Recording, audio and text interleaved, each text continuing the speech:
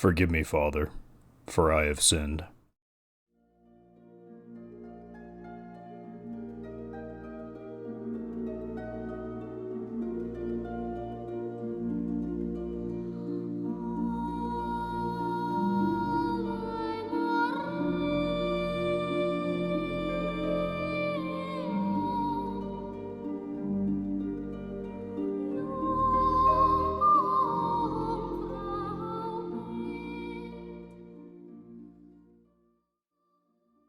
I have gone my entire life without completing Half-Life.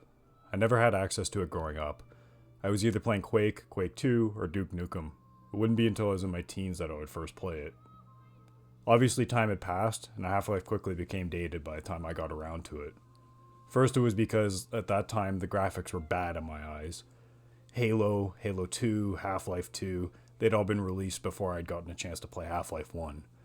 During that time, games were going to overdrive, better game engines, physics, graphics, and story. The next best thing was always around the corner. It may even be fair to say I played Crysis before Half-Life. So there it sat, so sad and lonely. As time went on, I had tried multiple times to start and finish it. The furthest I had ever gotten was to the green claw monster, but each time I had either given up or gotten bored. The cardinal sin had been solidified at this point, and I was doomed to rot in gamer hell. But, like a phoenix that rises from its ashes, on February 21st, 2023, the heroes behind Ray Trace Serious Sam and Quake 1 had released a ray tracing mod for Half-Life 1. Their name? Sultim.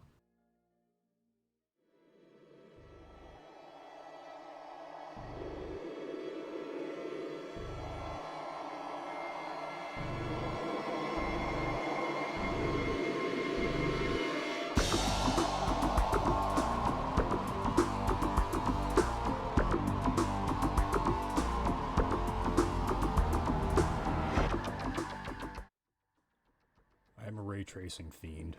So much so that my wife rolls her eyes whenever she hears the word. I played through Serious Sam 1 and part of Quake 1 just due to the ray tracing mods. I had never played Serious Sam in the past. I think it's fascinating when it's added into older games, Quake 2 and Portal being the prime examples. However, Serious Sam and Quake 1 were great in their own right. I believe it should be experienced if you're a fan of the games. When Sultim released Half-Life 1 Ray Traced, I knew it was time to give it another go. I had fired up my PC and loaded it up in its 4K glory. The only problem that anyone knows Half-Life at this point is that the audio is terrible. The quality of the recordings just have not aged well at all. Luckily, thanks to the great people of the internet, there are fixes. The fix I chose was an AI upscaled mod, thanks to the uploader IGMN on ModDB. You need to use the X-Ash 3D version of Half-Life 1 to use it, however you need to use this in order to play Half-Life Ray Traced as well. So it's a simple drag and drop. And the difference was night and day. Now that my eyes and ears were in for a visual treat, I set off on my adventure to beat Half-Life. This, however, quickly fizzled out as newer games had been released, and like before, I moved on. Now cut to April 2023, when I uploaded my first video. I challenged myself to beat my entire backlog using the Steam Deck. I knew that I had finally had to beat Half-Life. I figured why not feature it as my first video in my Battling the Backlog series, beating Valve's first game on their first mobile console. However, me being the curious type, I wondered how well, if at all, the Steam Deck could run a path-traced game. Spoiler, pretty well if you temper your expectations. This is Half-Life RT on a dedicated gaming PC.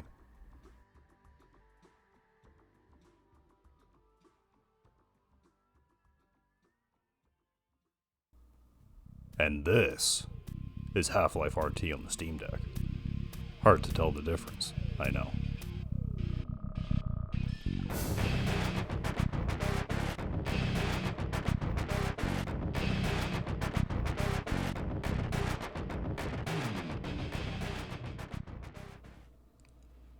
In terms of performance, you would think Half-Life on the Steam Deck would just sip power and pump frames.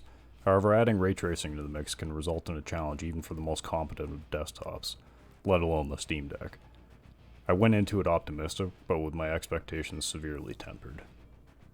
I assumed the odds were in its favor as it does support FSR 2.1, and it is an older game, so it's not pushing visuals to the bleeding edge in every aspect like Cyberpunk would be. It ran like a breeze on my gaming PC, at native 4K, I could push 60 FPS, and as soon as I flipped on DLSS to quality, it was a locked 120. After getting everything set up on the deck, I loaded it up and it was immediately greeted with the game coming to a grinding halt FPS wise. It wasn't until I got to FSR performance that I was getting anything playable within the 20 to 30 FPS range. When I switched to Ultra Performance, I was able to hit 35 to 40 in the menu. In-game, however, I was hitting anywhere between 30 to 40. Most scenes in my experience are mostly locked to 40. However, there are some heavy scenes that can cause it to drop to the 20s, such as the Lambda Core.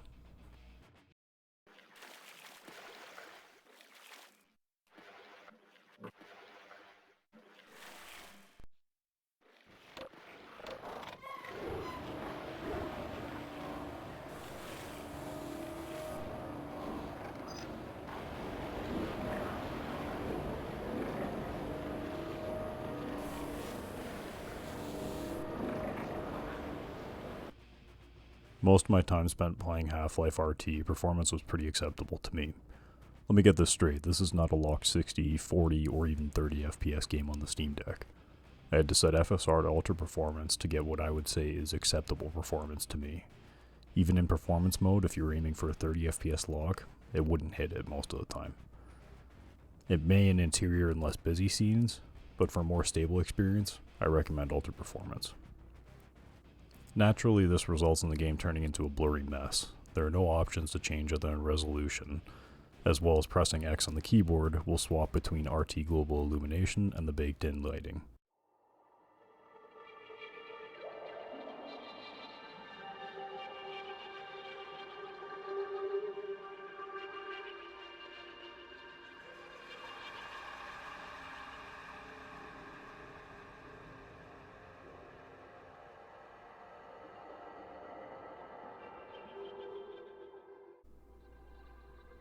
Thankfully, with Half-Life being such an old game, playing it natively on the Steam Deck screen, the image quality can be pretty acceptable at times.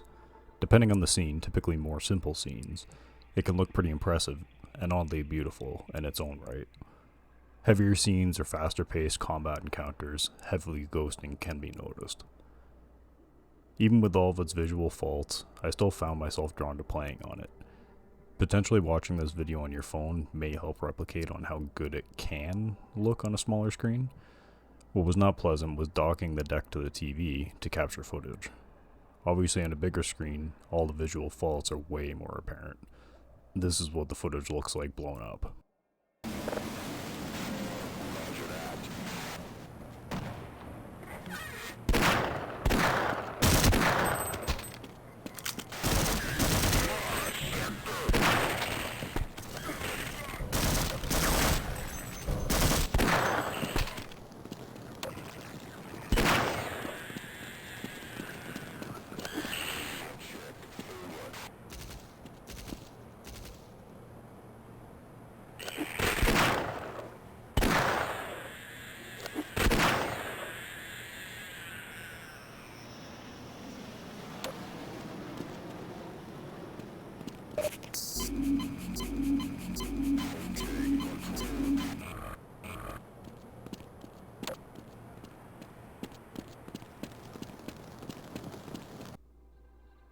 Power-wise, I observed the deck drawing anywhere between 17 to 23 watts total. Keep in mind I have a slight undervolt and slight overclock on my deck, however the difference is not that great. With the refresh rate locked to 40 Hz, I could get about 2 hours of gameplay, 2.5, depending on the scenes. Running without RTGI would undoubtedly improve battery life and performance. However, I think in a lot of the scenes and the additions that Sultan have made, it changes the atmosphere greatly, and for the better.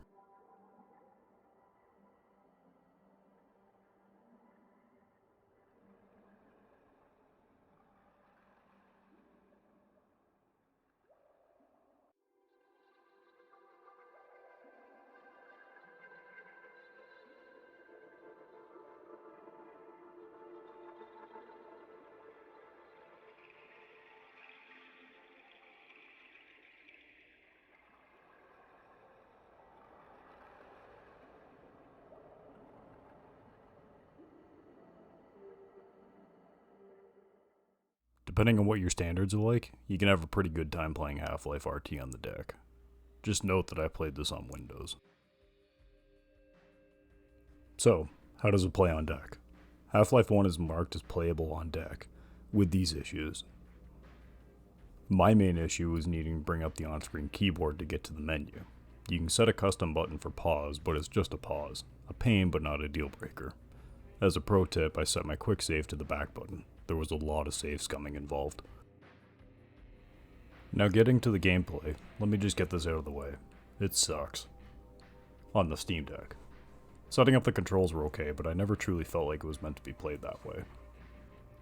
I know the Half-Life works on a hit scan system, whereas if you fire and there's an enemy in the crosshairs, it registers as a hit. The alien weapons do have projectiles, but the soldiers do not. So it turns into a game of either trying to break line of sight or rushing up to them with the shotgun and hoping you get them first. And don't get me started on how much I think the shotgun sucks in Half-Life. If you try to run away and shoot at range, bullet spread then comes into play and can be just as challenging and wasteful on ammo. There is a lot of popping in and out of cover, taking quick shots when you can. For combat, the Steam Deck worked okay. It is definitely not as accurate as a mouse, and even with auto aim enabled, shots were often missed, but it was mostly playable. Finding the perfect sensitivity for yourself is key. Turning to make quick shots was difficult. Long-range shots were near impossible at times, partly due to controls and partly due to losing my crosshair in the upscaling. For platforming and puzzles, the Steam Deck can be even worse. Sometimes my inputs would register for a little bit too long, and then this would cause me to slide off of edges or often miss jumps. Eventually I was able to get the hang of it, but still, even playing it, it never felt great. This is definitely not the way it's meant to be played control-wise. While getting some capture footage, I docked my deck and plugged in the keyboard and mouse. The experience was infinitely better. I was able to platform with ease, I didn't need to go up ladders sideways, and I could pull off the hardest of shots with no issues. My training wheels were taken off and I could fly. However, after a few minutes of playing this way, I realized it wasn't in the spirit of the challenge to me. If I was sitting at my desk, with a keyboard and mouse, playing on my docked deck, what was the difference between that and playing on a desktop? So back to the controller I went, and the misery resumed. I had, however, really sold Half-Life short in the past. I know people regard it as the best FPS ever made, or at least the most influential FPS ever made. This was mainly due to the inclusion of a storyline, the gameplay elements, and the graphics at the time. However, the gameplay elements are what I really underestimated. Some of the puzzles are downright easy, but some of them are head-scratching at times. No matter how painfully obvious it was, especially with the RT lighting placed around them, I won't care to admit how long it took me to figure out how I had to release the barrels to pass the opening of apprehension. There were a few other good puzzles I enjoyed. Most of the platforming I loathed, though. Mainly this is due to being stuck on a controller. And climbing up the core after flooding it in Lambda Core was a personal hell of mine. Little did I know what hell Zen held.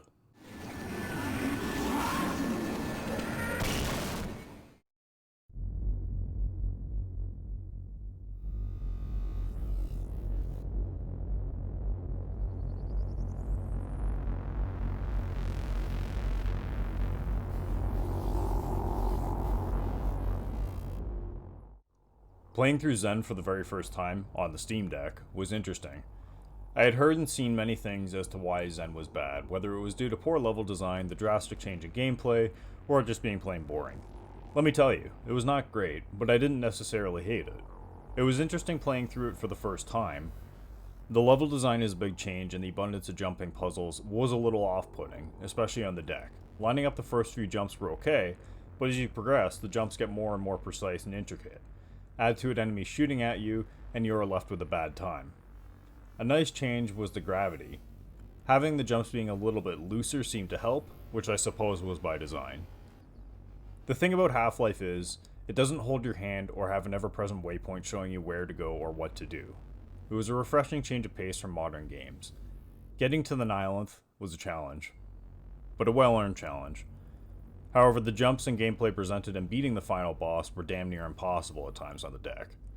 Slowly but surely, but slowly, I finally beat the Nihilith and completed Half-Life.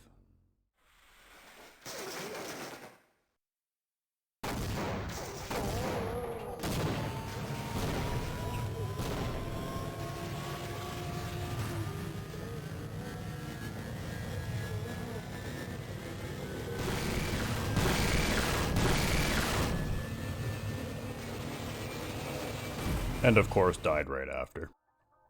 In terms of story, there isn't much to be said about Half-Life that hasn't already been said. It has a story, yes. You play as Gordon Freeman, a theoretical physicist working on teleportation technology. Of course, things go wrong and you cause a resonance cascade, blowing the hell out of the Black Mesa facility and opening up a portal to Zen. You fight your way to the surface, battling soldiers and aliens, helping or murdering scientists along the way. There are different locales to see, such as the Black Mesa facility, the surface, as well as the alien world Zen. There is dialogue, for better or for worse, but at the time it was mind-blowing. You'll find enjoyment, and there's some contextual storytelling as well, just don't expect some big production campaign that you would find nowadays, obviously. In conclusion, should you play Half-Life RT if it's in your backlog? Yes. If you have a capable PC, it's an amazing experience and what I think can add a fresh coat of paint to an otherwise drab visual experience nowadays. Should you play Half-Life RT on the deck? That's debatable.